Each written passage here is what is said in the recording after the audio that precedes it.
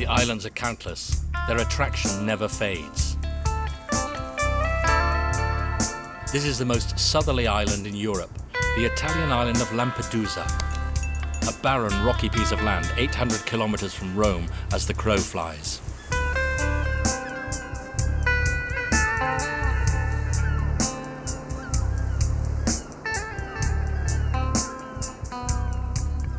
The islands of the Mediterranean make us dream, all of us, always. Bathed in its turquoise waters, Lampedusa is no exception. It has everything going for it. Moorings and idyllic beaches. Everything is there to evoke paradise.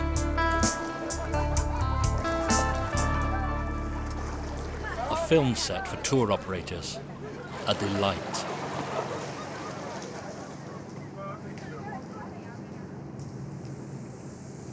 In Africa too, they dream a lot of the islands. Lampedusa in particular, which is only a few hours boat ride from the Tunisian or Libyan coasts.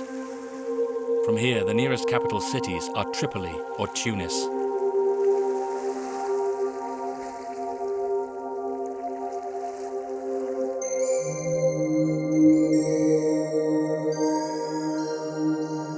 At the heart of the island of Lampedusa lies a scrapyard. Dozens and dozens of boats that have been used to smuggle in illegals. They break them up so they take up less room. They are that numerous.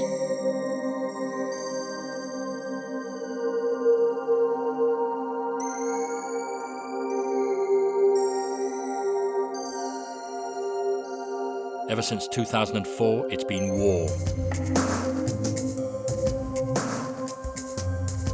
Despite all the surveillance measures, the Italian authorities are overwhelmed.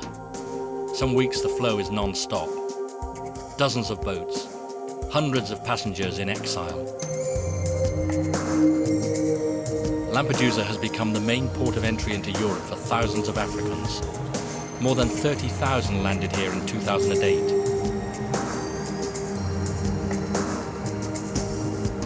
The island is tiny.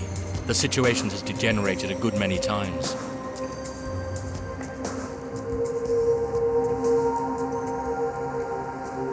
They even had to build a detention center to temporarily house all the exiles before expelling them. Over the last few years, Lampedusa and its inhabitants have never felt so close to the coasts of Africa.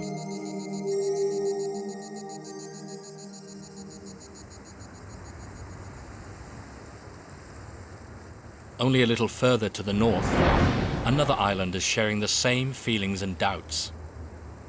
An island much larger than Lampedusa, but where urban density is the highest in Europe. This is Malta, which in fact is an archipelago of 9 islands, a microstate with a population of 400,000. But actually, what do we know about Malta? In Valletta, the capital engraved by history, you very quickly realize that Malta's wealth wasn't created just yesterday, and there's still plenty of cash around. That's obvious.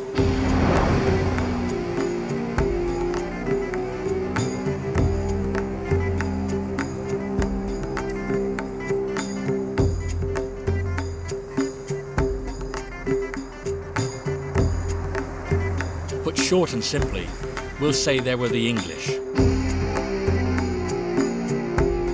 And the English leave their mark, and not just the driving on the left. First, there's the language. Here they speak Maltese, the local language in competition with English, which is so widely spoken that language courses have become a national industry here. From Madrid, Paris, from all over, they send teenagers needing practice, and a week in Valletta costs a lot less than in London or Edinburgh.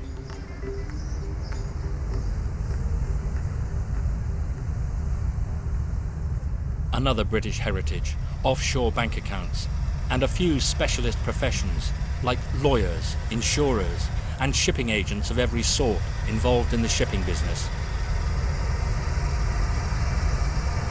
Malta has its own flag of convenience, a way for ship owners to sail their ships more cheaply. As a reminder, The oil tanker Erika, wrecked off the Brittany coast in 1999, flew the Maltese flag.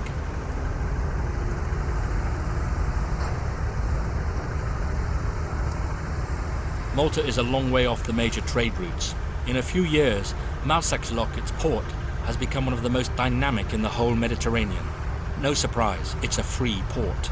At the dockside, not a wreck in sight, but container ships doing a lightning turnaround.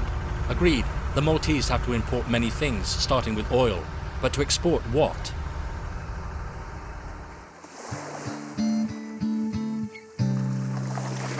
Marble, perhaps?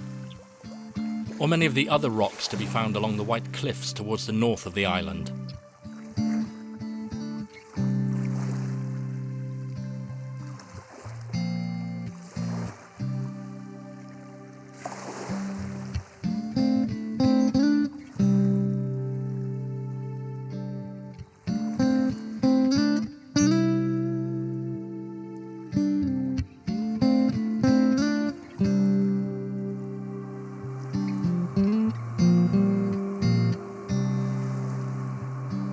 We leave the mother island Malta behind for a semblance of peace in Gozo, the other large island, where unusual salt beds hollowed in the rock sketch out fake mosaics.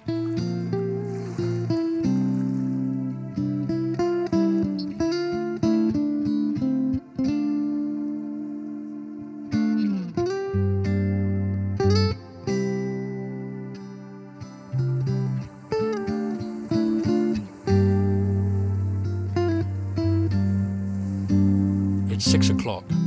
It's Saturday. And here the weekend is sacred. Some students have pitched their tent right on the rock to spend the night at the water's edge. On the menu, barbecues and bathing, or the other way around.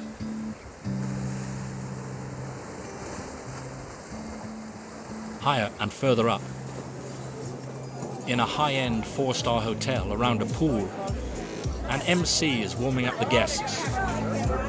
Tonight there's a wedding. Careful now. Here they take family and marriage very seriously. Where religion and morals are concerned, the Maltese don't play around. At least by joining the European Union, they were able to play buddy-buddy with other finicky moralists, the Irish and the Poles. So it's no surprise that here too, churches and crosses dot the landscape, which is heavily concreted, by the way. They have to welcome the tourists.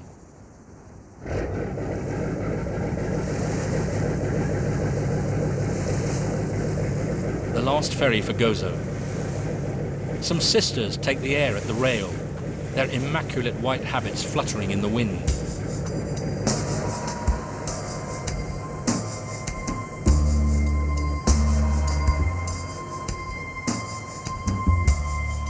It's time to leave Malta. We follow the sea lane that leads from island to island.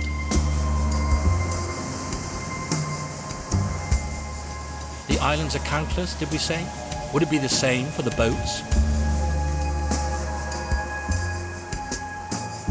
There, a cage is being towed. A cage for breeding tuna out at sea.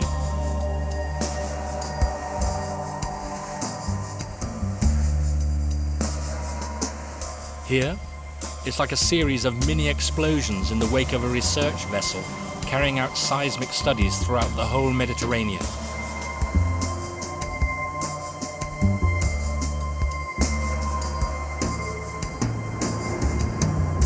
And then it's back to Italy, in the south of Sicily, scorched by the sun.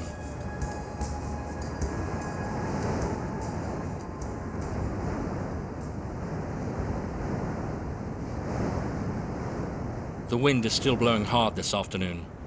The Sirocco, the hot wind that comes from the Sahara.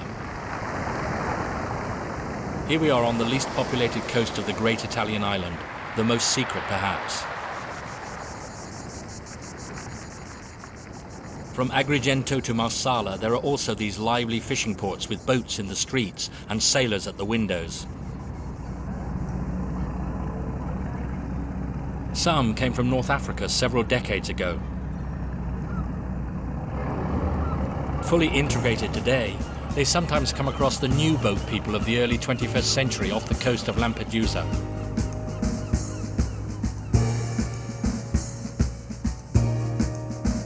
Much further back in history, a monument is a reminder of how much this was a land of conquest.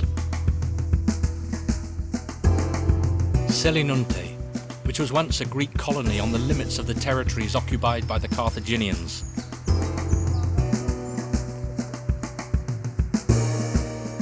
"600 years before Christ, Selinunte was a powerful city because of its coastal position.